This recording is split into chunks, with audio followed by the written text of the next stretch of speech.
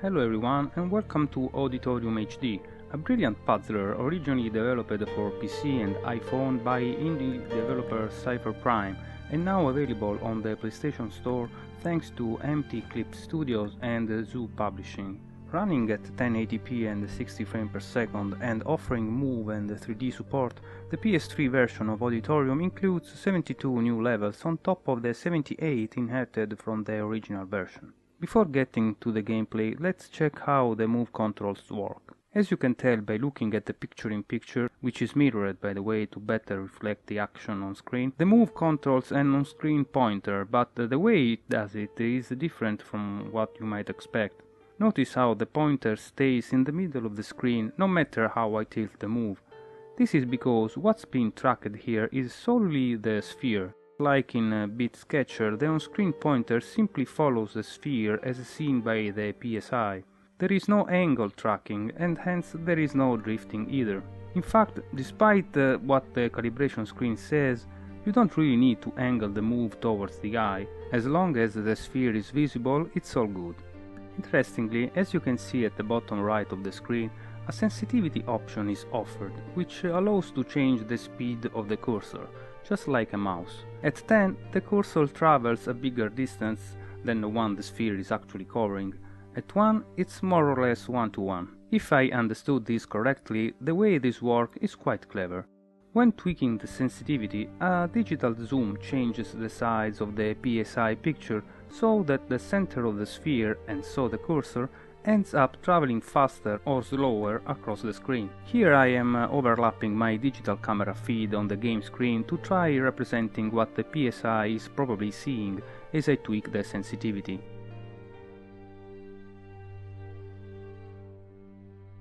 Of course, since the camera filming me is at a different angle relative to the PSI, the cursor doesn't stick to the center of the sphere here, but from the point of view of the PSI it probably does. Moving on, as for the buttons used to manipulate the so-called controls, on which I will elaborate in a second, you simply hold the move button to grab them, and then while holding both the move button and the trigger down, you can change the area of influence by raising or lowering the sphere.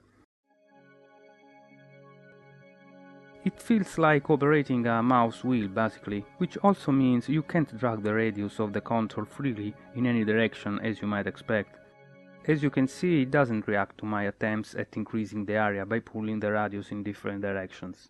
Not a big deal unless the control is near the top or the bottom edge of the screen, as the cursor can't travel past the picture frame. Anyways, your task in each level of Auditorium is to guide the flow of particles towards a container. To do so, you use the so-called controls I've mentioned before. This one is a directional control, its arrow indicating the direction it will manipulate the flow. Containers often come in different colors, meaning they will only fill up if the flow directed towards them is of a matching color. One way to change the color of the flow is to have it go through a color sphere, like this one. Here I'm using two directional controls to achieve this goal. Each level offers a specific set of controls for you to use, by the way. Controls can also correspond to a specific color, changing the color of the flow that interacts with them, which can be both helpful and problematic. The rabbit control here increases the speed of the particles passing through it.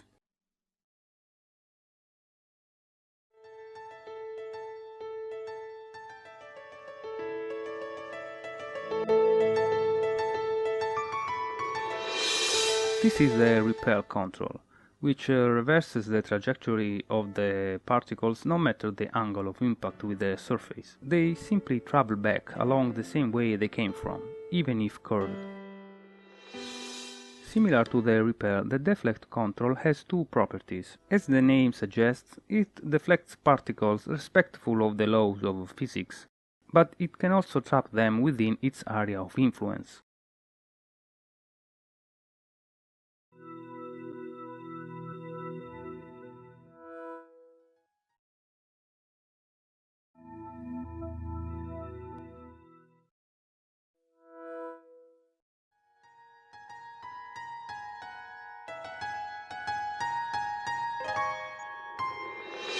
The last but not least important control you will have to use is the attract control, which attracts particles toward its center, allowing for the creation of whirlpools, at least in theory, as its attraction physics do take into consideration both the speed of the flow and its distance from the center of the area of influence.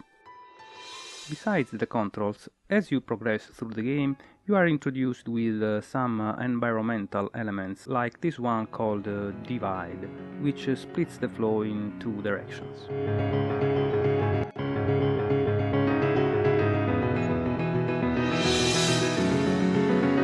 The barrier here deflects the flow and can also come in different colors, which change the one of the particles that bounce off it.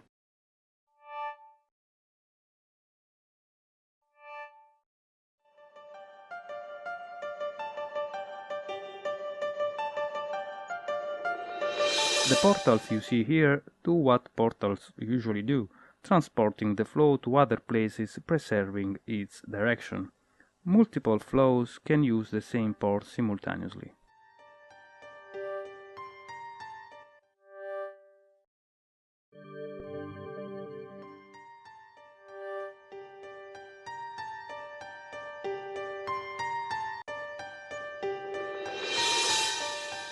The last element the game builds its puzzles with is the black hole, which sucks approaching particles into oblivion. It should be avoided, but if approached at the right angle and speed, it can also be useful in controlling the particles' traffic.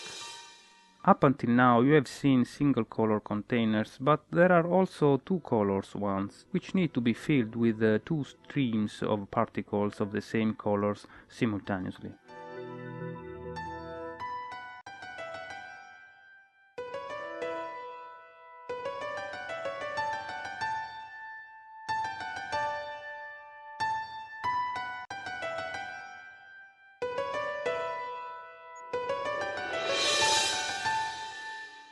And yeah, there are even triple color containers, by far the most difficult to fill up and the main contributor to the brain melting nature of the most advanced levels.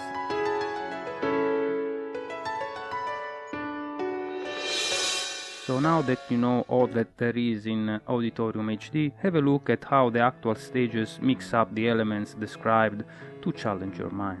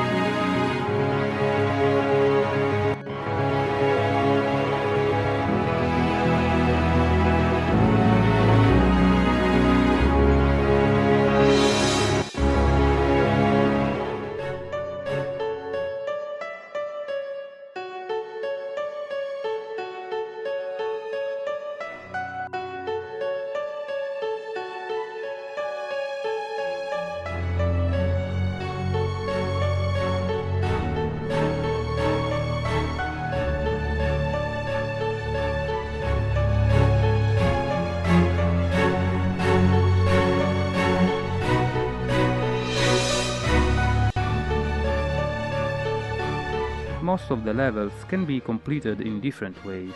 Here you see the same level being solved by arranging the controls in 3 different ways.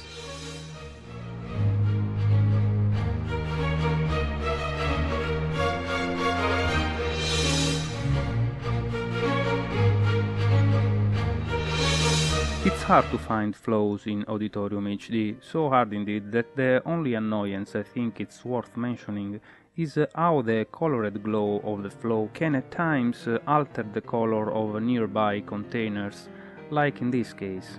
Can you tell which color is the right half of the container indicated here?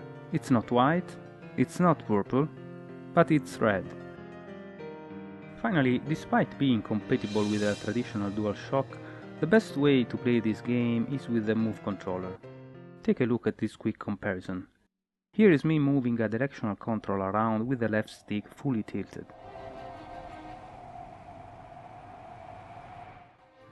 Same action with the Move is much faster.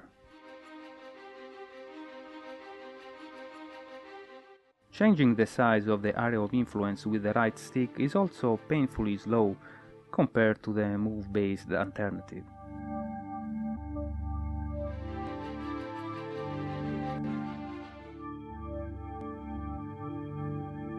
Since there is no cursor when using the DualShock 3, control selection is performed by pushing the shoulder buttons to scroll through the options. With the Move you can pick up the control you want to interact with right away without having to go through those you don't care about. The speed and precision of the Move control interface also allows to perform the same tricks allowed in the PC version, like filling 2 containers, like this.